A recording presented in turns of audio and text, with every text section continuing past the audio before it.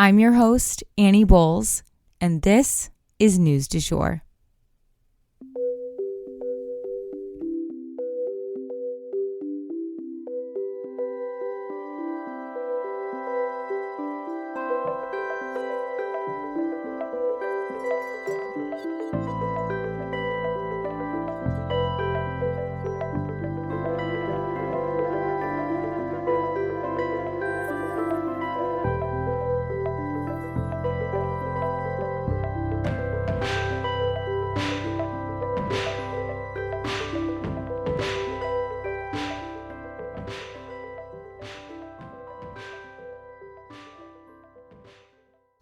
Hey, you guys, and welcome back to the News du Jour, a calmer space to consume the news. There has been so much going on this week, and there are some bigger, global, international issues that I would like to touch on, but they keep getting kicked to the back burner because we have more kind of pressing stories or stuff that's just of the moment we have to discuss, and that's kind of what happened today. But I'm hoping for tomorrow's episode, we can end off the week with some really important international stories, but anywho, today there has been a lot going on Capitol Hill. Well, I guess I should say in the past couple days, there's been a lot going on Capitol Hill, and we need to talk about it. It has been busy and full of drama. We have a number of smaller stories to go over, and then we will jump into our Israel and Gaza updates. Let's jump into it. So first and foremost, the House passed a plan to avert a government shutdown. They basically passed the buck yet again. Led by the new Speaker of the House, Mike Johnson, they narrowly passed another stopgap measure to further postpone voting on a budget. This will put them into the new year. But in Capitol Hill time, this is right around the corner, you guys. And before then, Mr. Nice Guy, Mike Johnson, is going to have to figure out how to wrangle those loose cannons that he has underneath him. Because with this vote to pass the buck, who saved him? It wasn't his own party. No, it was the Democrats who swooped in to get the votes to get this passed. There is literally so much Republican infighting right now that it has led to actual physical fighting. And no, I'm not kidding. That brings us to our next tidbit when it comes to Capitol Hill. There have been 2 physical altercations on Capitol Hill this week. And as I always say, you guys, I can't make this shit up. Capitol Hill is always my entertainment for the week, but this one really tops the charts of my favorite Capitol Hill moments of 2023. 2 different physical attacks, if you can call them that, by Republicans have gone down in the past 24 hours. The tension levels among this party may be at an all-time high, you guys, as they are now spilling over into the hallways, into physical blows. As the New York Times put it, quote, "The Fight Club has erupted on Capitol Hill," end quote. I get such a giggle out of these things, even if they do make us kind of look ridiculous on the world stage. But let's break down what happened.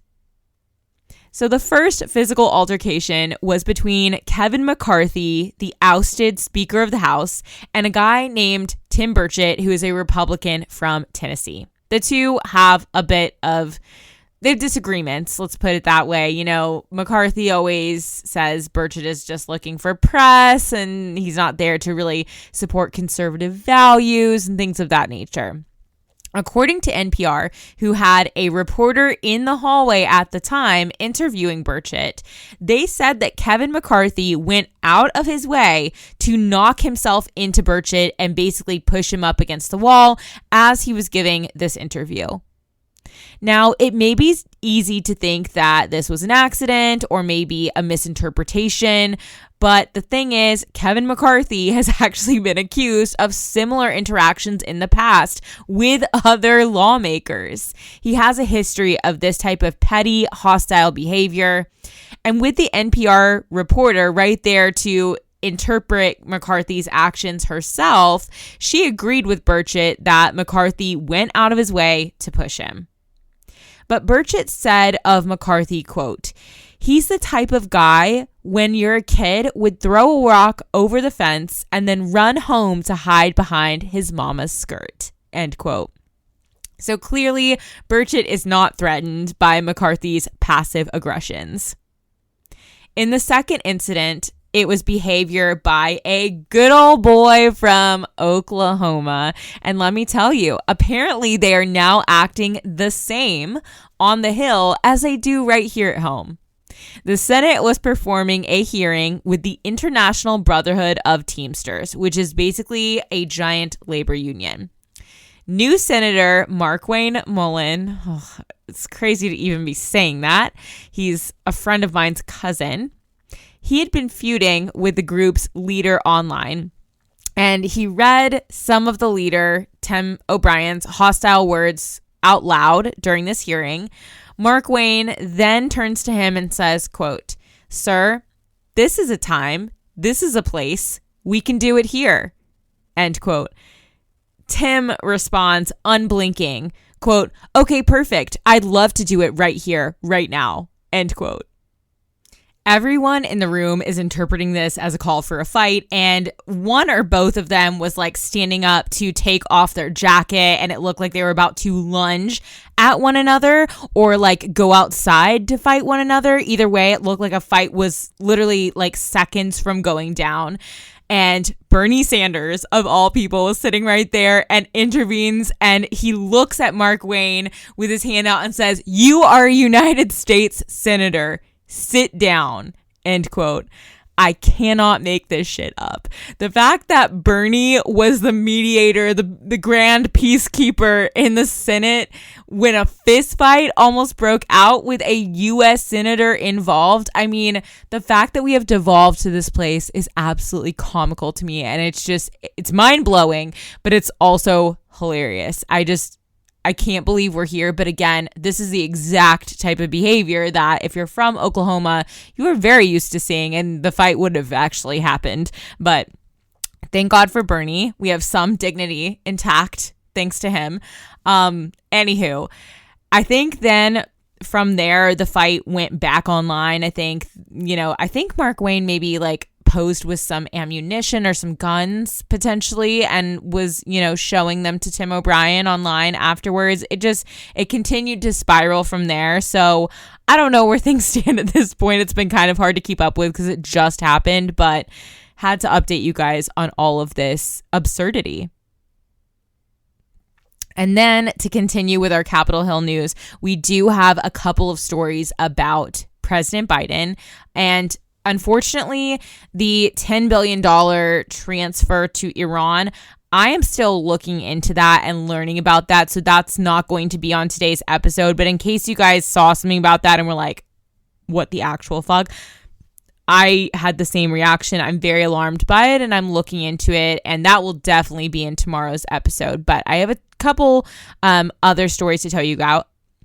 First and foremost, Biden was meeting with China's leader Xi Jinping in San Francisco, and this is a meeting that is basically about meeting. So they haven't had strong diplomatic ties because of all these tensions, and the two of them wanted to get together to discuss getting together more. So that's basically where things ended up. The one thing that was decided on was President Biden was asking that Xi Jinping do more to prevent the creation of fentanyl, essentially because that's how it then gets here to the United States and is killing our citizens. Long story short, NPR reported this morning that President Trump made a similar kind of deal with Xi Jinping in the past, and nothing was really done about the fentanyl. And so it'll be interesting to see if more actions are put in place under this agreement with President Biden. And the second piece of news, I thought this was so interesting. I've seen this for a while and haven't been able to fit it into an episode. But environmentalists are spending $80 million on President Biden's campaign.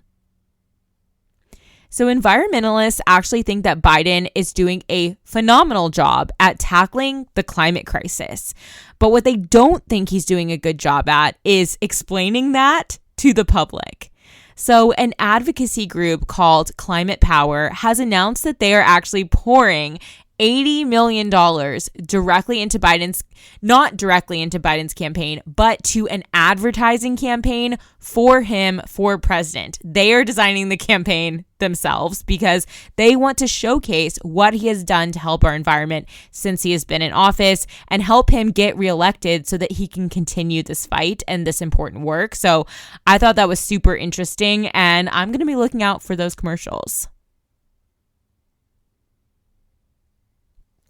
And now, without further ado, we will go ahead and jump into our Israel-Gaza updates. And for today, you guys, we're going to focus on one subject, and that is the al-Shifa hospital raid. So during this story, we are going to be referencing a video and claims made by the Israeli Defense Forces, and I'm just going to call them on here IDF for short.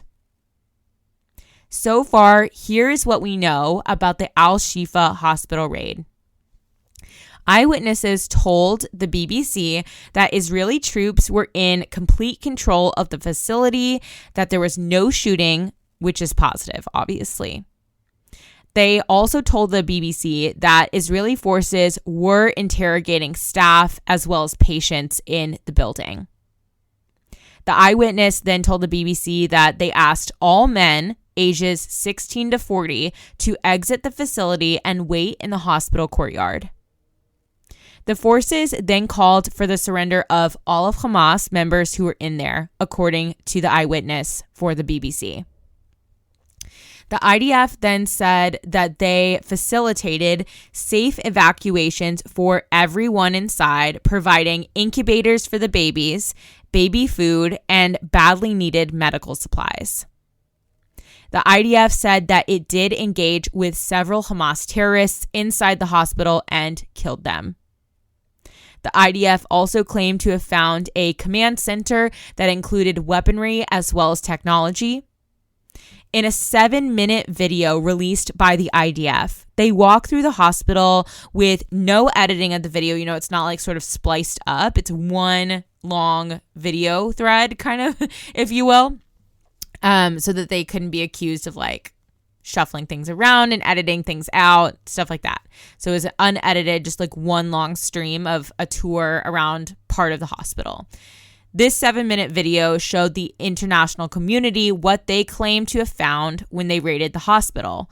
Automatic weapons stockpiled in closets, grab bags full of ammunition hidden behind MRI machines, live grenades, fighting vests with insignias, and backpacks with computers showing the plans for the October 7th attacks. It is pretty damning evidence showing that Hamas was, at a minimum, storing weapons at the hospital, if not fully operating their terrorist organization out of it, knowing full well that this is against international law as it puts civilians at risk. This is the perfect place to hide. Obviously, no news outlet around the world, let alone me, is able to verify that these videos are accurate or that the statements are true. But this is what the Israeli leadership and the eyewitnesses had to say about this event. The main question here is, what did the hospital staff know and when? I guess that's not the main question, but that is an important question, in my opinion. They have been interviewed by the international press. Major outlets like NPR, New York Times, BBC, and more have interviewed doctors during this hospital crisis in Gaza at al-Shifa as this has unfolded. And each time that they were asked, do you know of any Hamas fighters who are operating out of the hospitals or operating out of the hospital you're working at? They either denied it flat out or said things like, I'm not Hamas. I can talk to you about cancer, but I can't talk to you about what Hamas is doing or not doing. So it definitely felt evasive, and like the staff members at the hospital may have been helping to conceal these breaches of international law, because if the IDF is being truthful in where they found things, you know, there were just ammunition, bags full of ammunition behind an MRI machine. Like, they're gonna see those things if they work at the hospital. It is completely illegal, obviously, to operate a military base out of a hospital for reasons that we are now seeing play out. Israel will have to explain itself for this raid, but it looks like they have ample evidence as to why they were doing this. And maybe they can finally rest their case when it comes to Hamas using Palestinian civilians as human shields. And that, for today, is the news du jour. Today, I wanted to leave you guys with the quote, "The truth is still the truth, even if no one believes it. A lie is still a lie, even if everyone believes it." If you enjoyed this episode, please subscribe on whatever podcast platform you use to listen. A rate and review on that platform or a shout out on social media would mean the world to us and help us to be able to keep creating the news du jour and reach more people who need a calmer space to consume the news. But the best way to support all of our work is to become a patron at www.patreon.com/sugarfree media, and that is also linked in our show notes. You can follow us on social media at newsdujour.podcast on both Instagram and TikTok. You can follow my personal account at It's Annie Bowles on both platforms as well. Any little noises you may hear in the background are my rescue pup. He has a little separation anxiety and always records with me. We appreciate you listening and look forward to telling you about the news again next time on News du Jour. Broadcasting from Oklahoma.